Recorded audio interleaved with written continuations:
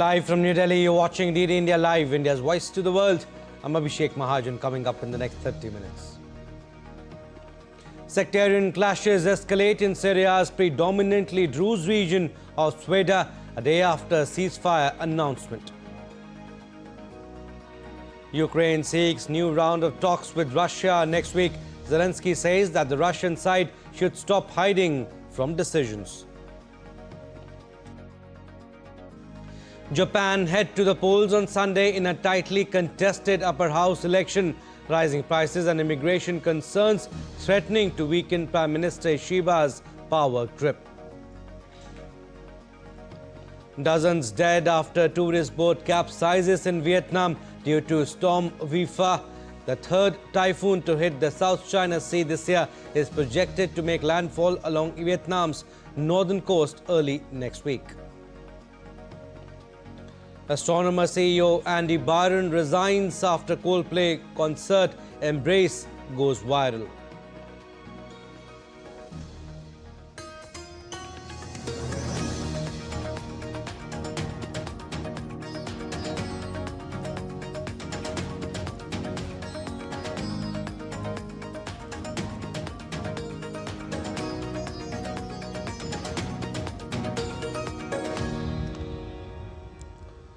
In the latest updates from Syria, Druze fighters have pushed out rival armed factions from southern city of Sweda on Saturday after the government ordered a ceasefire following a US brokered deal to avert further Israeli military intervention. Syria's security forces have begun deploying in Sweda, where heavy fighting between Druze and Bedouin armed groups and government forces has left hundreds dead.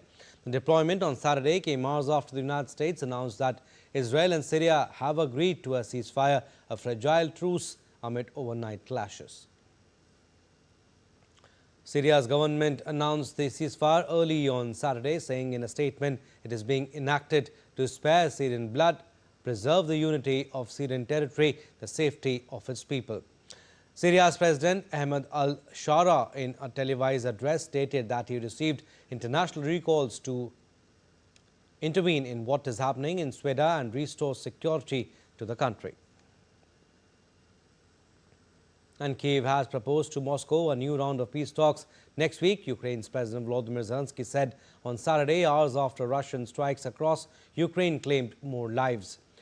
2 rounds of talks in Istanbul between Moscow and Kyiv have failed to result in any progress towards a ceasefire, instead yielding large-scale prisoner exchanges and deals to return the bodies of killed soldiers. At talks last month, Russia outlined a list of hardline demands, including calls for Ukraine to cede more territory and to reject all forms of Western military support. Kyiv dismissed them as unacceptable and at the time questioned the point of further negotiations if Moscow was not willing to make concessions. The Kremlin said earlier this month it was ready to continue talks with Ukraine after US President Donald Trump gave Russia 50 days to strike a peace deal or face sanctions. Trump also pledged to supply Kyiv with new military aid sponsored by NATO allies as its cities suffer ever-increasing Russian aerial attacks. The European Union on Friday agreed an 18th package of sanctions on Moscow that targets Russian banks and lowers a price cap on oil exports in a bid to curb its ability to fund the conflict. Now, Zelensky has reiterated his readiness to have a face-to-face sit-down with Vladimir Putin. Security Council Secretary Umerov also reported that he had proposed the next meeting with the Russian side for next week. The momentum of the negotiations must be increased. Everything must be done to achieve a ceasefire. And the Russian side must stop hiding from decisions. Now, in Central Africa, Congo and Rwanda-backed rebels on Saturday signed a declaration of principles in Qatar to end decades-long fighting in eastern Congo. The declaration commits a permanent ceasefire and a comprehensive peace agreement within 1 month. The agreement follows a separate Congolese-Rwandan peace deal signed in Washington last month. It is the first direct commitment by both Congo and the rebels since they seized 2 key cities in eastern Congo in a major advance. The Democratic Republic of Congo and Rwanda-backed armed group M23 signed a ceasefire deal on Saturday to end fighting that has devastated the country's mineral-rich but conflict-torn east. The truce was agreed in a declaration of principle signed by the two sides after 3 months of talks in the Qatari capital, Doha, which follows a separate Congolese-Rwandan peace deal signed in Washington last month. The agreement says the parties commit to uphold their commitment to a permanent ceasefire, including refraining from hate propaganda and any attempt to seize by force new positions. The deal says the two sides had agreed to implement its terms by July 29th at the latest and to start direct negotiations towards a permanent agreement by August 8th. It also includes a roadmap for restoring state authority in eastern DRC. Congolese government spokesperson Patrick Moyaya said the deal took account of DRC's red lines, including the non-negotiable withdrawal of the M23 from the occupied areas, followed by the deployment of our institutions, including the National Armed Forces. He said a comprehensive peace agreement would follow in the coming days. Qatar's Minister of State at the Ministry of Foreign Affairs, Mohammed bin Abdulaziz Al Khalefi, and Donald Trump's Special Advisor for Africa and Middle East, Massad Boulous, welcomed the ceasefire deal. This declaration not only represents a commitment to stop the violence, but also constitutes a pivotal step and a practical roadmap towards national reconciliation. It lays the groundwork for a new phase of partnership among the various components of society in the Democratic Republic of the Congo, including armed movements that have chosen to prioritize the greater national interest. It also opens the way for an effective role for the international community to support peace-building efforts and promote sustainable development in conflict-affected areas. We are confident and we are hopeful. As indicated earlier this morning, I had very fruitful discussions this week with both Presidents Tshisekedi and President Kagame, and I really would like to thank them for their full commitment. They have both shown full commitment towards this peace, towards this process, towards ending this conflict peacefully, and towards the prosperity of the region. The African Union hailed the New Deal as a significant development. In a statement, AU chairperson Mahmoud Ali Yusuf said, "This marks a major milestone in the ongoing efforts to achieve lasting peace, security and stability in eastern DRC and the wider Great Lakes region." Backed by neighboring Rwanda, the M23 is the most prominent of more than 100 armed groups fighting for control in Congo's mineral-rich east. It seized vast swaths of mineral-rich territory in eastern DRC and captured the key provincial capitals of Goma and Bukavu in a lightning offensive in January and February this year. Thousands were killed in this offensive. Rich in natural resources, especially lucrative minerals, eastern DRC has been racked by conflict for more than 3 decades, creating a humanitarian crisis and forcing hundreds of thousands of people from their homes, which the UN called one of the most protracted, complex, serious humanitarian crises on Earth. Raghav Kumar Jha for DD India. Shifting focus now, Japanese voters head to the polls on Sunday in a tightly contested upper house election with rising prices and immigration concerns threatening to weaken Prime Minister Shigeru Ishiba's grip on power. Opinion polls suggest Ishiba's Liberal Democratic Party and coalition partner Komeito may fall short of the 50 seats needed to retain control of the 248-seat upper house of the parliament. Out of 248 seats in the upper house, 125 are up for grabs on Sunday. The coalition needs 50 of these to keep a majority. Ishiba's administration lost its majority in the more powerful lower house in October. The polls show smaller opposition parties pushing for tax cuts and increased public spending are set to gain, among them the right-wing Sansieto, which vows to curb immigration, oppose foreign capital inflows and reverse gender equality moves. After the election, Japan faces a deadline of August 1st to strike a trade deal with the United States or face punishing tariffs in its largest export market. Moving on, Brazilian President Luiz Inácio Lula da Silva condemned U.S. visa sanctions on Supreme Federal Court judges, including Alexandre de Moraes, involved in the coup case against former President Jair Bolsonaro. Lula called the U.S. move arbitrary and a violation of sovereignty. The U.S. revoked visas for Moraes and allies, citing a political witch hunt against Bolsonaro, who faces trial for allegedly trying to overturn Lula's 2022 election win. Moraes ordered Bolsonaro to wear an electronic monitor and avoid social media. The judge also noted Eduardo Bolsonaro's hostile social media attacks, including calling Moraes a gangster in robes, as escalating illicit conduct amid the ongoing legal battle.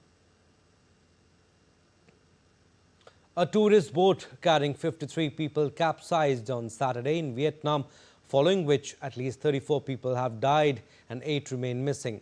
The incident took place in Quang Ninh province of Ha Long Bay, a popular tourist destination in the north of the country.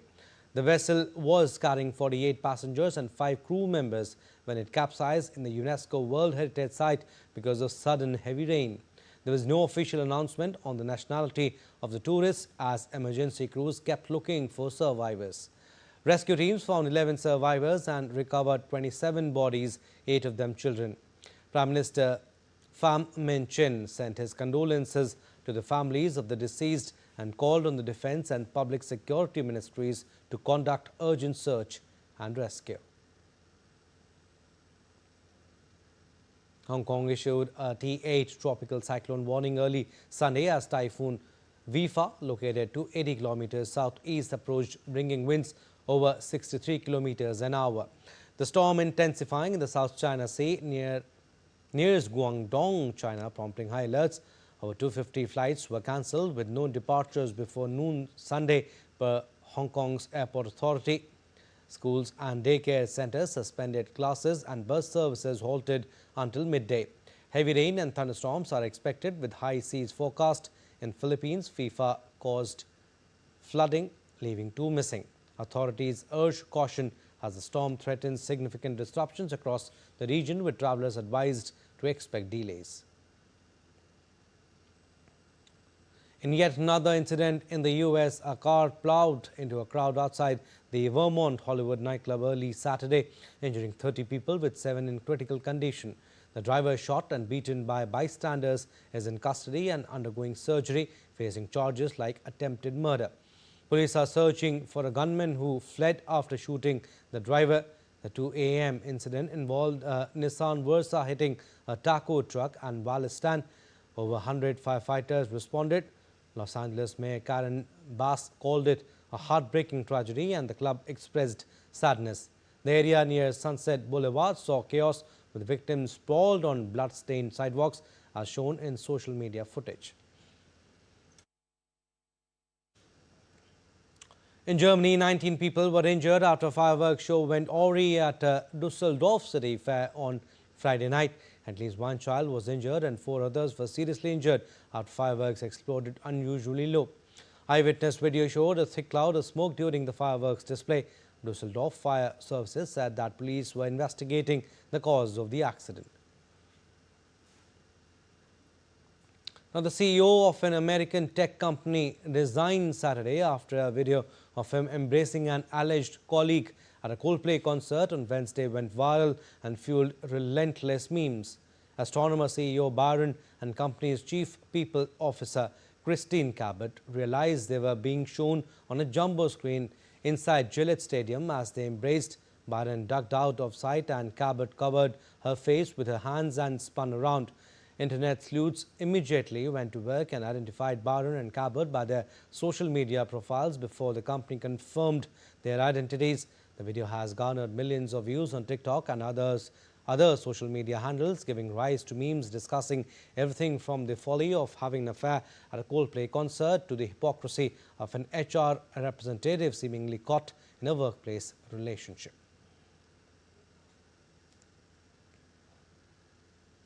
All right, still to come on this edition of DD India Live. The free trade agreement between India and the European Free Trade Association to come into force from October 1st. Indian government calls all-party meeting ahead of the monsoon session of the parliament. India's top chess players eye semi-final spot as Game 2 of the quarterfinals of FIDE Women's World Cup begins on Sunday.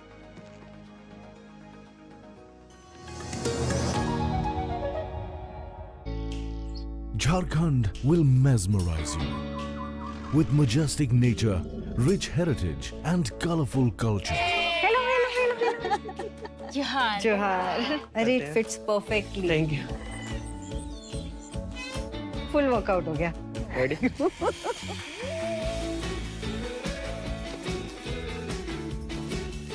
Postcards from Jharkhand on National Geographic.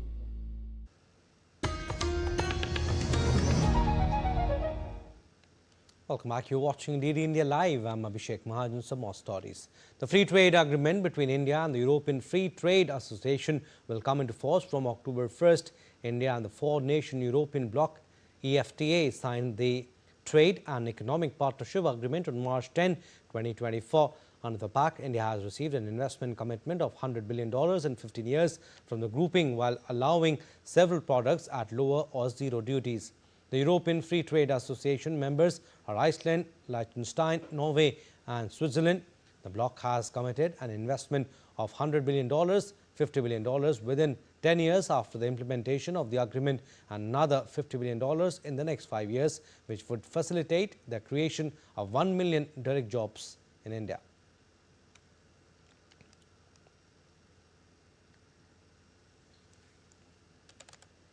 Four countries have ratified the FTA, lodged their documents with the repository, which was Norway, and from 1st October, EFTA will come into effect.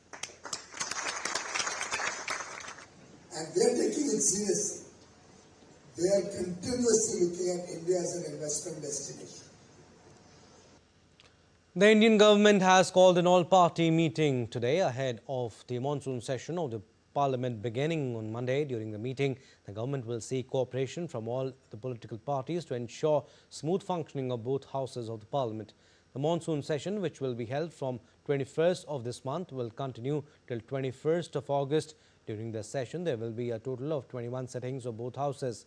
Talking to the media, Parliamentary Affairs Minister Kiran Rijiju said that the government is ready to discuss important issues to be raised in the Parliament. कुछ वर्तमान काल में ऐसे मुद्दे हैं जिस पे सांसद चर्चा करना चाहते हैं, तो एडवांस में हमें भी कहा है और कल ऑल पार्टी मीटिंग भी है, उसमें अपना बात रखेंगे। तो बहुत महत्वपूर्ण जो मुद्दे हैं उस पे भी चर्चा तो होगी।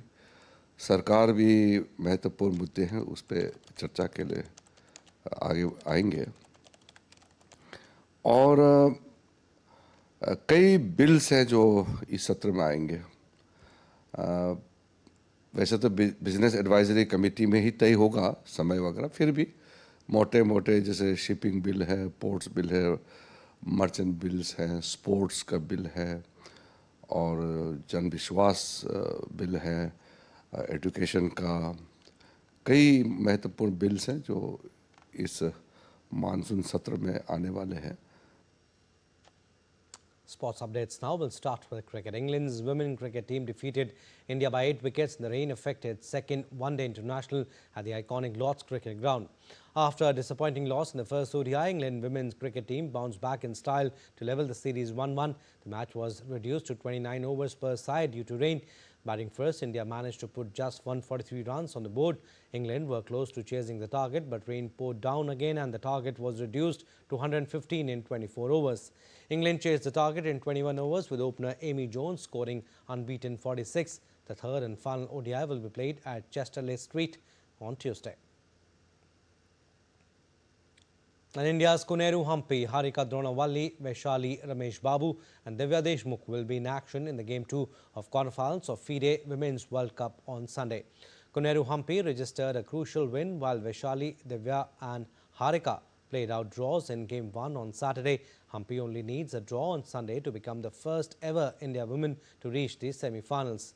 The experienced Harika held youngster Divya to a draw, while Vaishali secured a draw against China's Tan Zhongge. The World Cup offers 3 spots to the FIDE Women's Candidates Tournament, which will take place in the first half of 2026. Now, July 20th is celebrated as International Chess Day. The day not only honors the birth of International Chess Federation in 1924, but reflects on the rich legacy and global impact of a game that has stood the test of time. This year's celebration carried a deeper message of inclusion, empowerment and social growth. Here's more. From ancient India to the global stage, chess continues to evolve not just as a sport, but as a force for education, equality and mental strength. The theme for International Chess Day 2025 is Every Move Counts, serving as an apt reminder that every decision can shape the amazing journey called life. Celebrated annually on July 20, International Chess Day marks the foundation of the International Chess Federation in 1924. After celebrating 100 years in 2024, FIDE entered a new era, with 2025 being declared the Year of Social Chess. Through Year of Social Chess, International Chess Federation has underlined the immensely important role chess can play for social inclusion, education, empowerment and well-being. There is a quote by the Grandmaster that one bad move nullifies 40 good moves. See, one bad move just ends a game. So in life and in chess, both every move counts. If you make one bad decision in life also, then you have to suffer the consequences. So likewise, you have to play all the good moves in chess and in life. The amazing game of 64 squares traces its roots in ancient India. It all began as Chaturanga, the ancient Indian strategy board game. It evolved to the present-day board game that continues to captivate people across the globe. India remains at the heart of this global chess revolution. Over the past year, Indian chess has scripted history. At the 45th Chess Olympiad in Budapest, both the men's and women's teams clinched double gold, a first for the nation. D. Gukesh became the youngest world chess champion, while Divya Deshmukh clinched individual gold at Chess Olympiad. Vantika Agarwal, who contributed to India's team triumph at the 19th Asian Games, was conferred the Arjuna Award 2024. Gukesh was awarded the Major Dhyan Chand Khel Ratna, India's highest sporting honor. Veteran Koneru Humpy added another chapter to her illustrious career, clinching her second Women's World Rapid Chess Championship, while Arjun Erigassi, part of the gold medal winning team in Budapest, crossed the elite 2800 ELO mark, becoming only the second Indian to do so. The game of chess is deeply embedded in the history of India and the world. Now, on the occasion of International Chess Day, let's look at some interesting facts about chess. About 70% of the adult population in US, UK, Germany, Russia, India has played chess at some point in their lives. 605 million adults play chess regularly. Mathematically, there are more possible games of chess than there are atoms in the observable universe. It is possible to checkmate an opponent in 2 moves. The oldest chess grandmaster was Yuri Auerbach, who lived to be 100 years old. The United Nations recognizes chess as a global game that promotes education, sustainable development, peace, and understanding among people. It's a tool for inclusion, aligning with the goals of 2030 Sustainable Development Agenda. From the past to the future, chess remains a game of skill, strategy, and silent power. As India leads from the front, this International Chess Day reminds us all that indeed, every move counts. With cameraman Ajit Kumar, this is Meher Raj Singh for DD India, Delhi. In this edition of DD India Live, but do let us know your thoughts on the news of the day. For those on the go, you can get all the latest news and updates from India and across the world on DD India mobile application. The app is available on both Android and iOS. Scan the QR code on the screen to download now. And we'll be back with more news as it breaks here on DD India. I'm Abhishek Mahajan. From all of us here in Delhi, thanks for watching DD India Live.